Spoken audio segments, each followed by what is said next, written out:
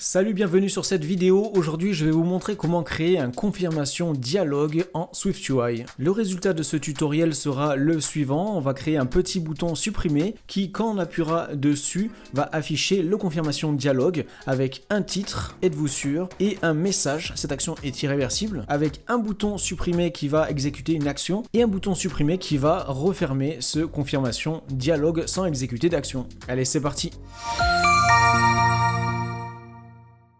Pour commencer, on va créer une variable qui va permettre de stocker si oui ou non le confirmation dialogue est montré. Donc, on écrit state private var. La variable, on va l'appeler isShowingConfirmation et on va mettre par défaut sur false. Ensuite, maintenant, on va faire un bouton en écrivant button. Moi, je vais choisir celui-là avec un title key, un rôle et une action. Dans le title key, je vais écrire supprimer. Pour le rôle, je vais mettre un point destructive, comme ça le texte du bouton sera en rouge. Et dans action, on va changer l'état de la variable qu'on a créée juste avant. On va le passer à true. Donc on écrit isShowingConfirmation et on met un point toggle, ça va permettre d'inverser l'état. Si c'est égal à false, ça va le transformer en true. Et c'est maintenant qu'on va ajouter notre confirmation dialogue. Donc juste en dessous du bouton, on va mettre un point, confirmation dialogue. Moi je vais utiliser celui-ci avec un title key, isPresented, title visibility, actions et un message. Donc on fait entrer. Le title key, ça va être le titre qui sera en haut de la confirmation. Donc ici, je vais mettre un « Êtes-vous sûr ?» Ensuite, pour le « isPresented », c'est ici qu'on va mettre si oui ou non la confirmation se montre. Et donc, on va faire appel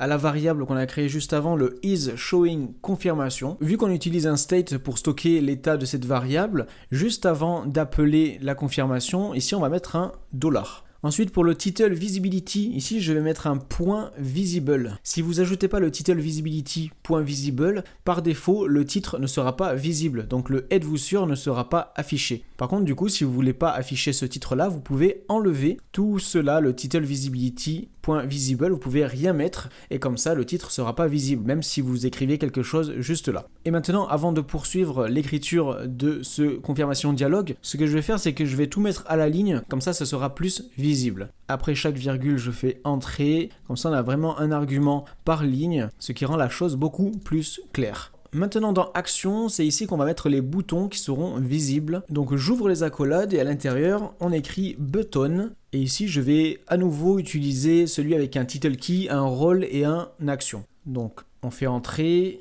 J'écris supprimer. Dans le rôle, je mets destructive à nouveau. Et dans action, c'est ici qu'on va mettre le code qui va permettre de supprimer l'élément qu'on a envie de supprimer dans notre exemple. On le met non pas directement dans le bouton ici même. À la place ici, on affiche la confirmation. Et c'est dans cette confirmation, c'est dans le bouton à l'intérieur de celle-ci qu'on va effectuer l'action. Donc là, je vais mettre juste un print supprimer. Comme ça, ça va s'afficher dans la console juste en bas. On va pouvoir avoir un petit message pour voir si ça marche ou pas. Là aussi, pour le bouton, je vais mettre tout à la ligne. Je trouve ça beaucoup plus propre. Voilà, parfait. Et ensuite, pour finir, on a le message. Ça va être le petit message qui va s'afficher juste en dessous du titre. Donc on ouvre les accolades et on va mettre un texte avec à l'intérieur. On va écrire cette action est irréversible. Et ça y est, notre confirmation dialogue est créée. Regardez, si j'appuie sur le petit bouton dans la preview, bam, ça nous l'affiche juste en bas. Et ça fonctionne très bien. Si on appuie sur supprimer dans la console, vous voyez que ça a exécuté le code à l'intérieur de l'action du bouton et que ça ajoute par défaut un bouton cancel pour annuler l'action. Et donc voilà, j'espère que ce tuto vous aura été utile. Sachez que j'ai créé une petite formation gratuite pour les débutants pour apprendre à créer une application de A à Z. Le lien est dans la description de la vidéo, n'hésitez pas à aller voir ça. N'oubliez pas de laisser aussi un like sur cette vidéo, de vous abonner à la chaîne pour encore plus de contenu sur la création d'applications sur l'écosystème Apple. Quant à moi, je vous dis à très bientôt pour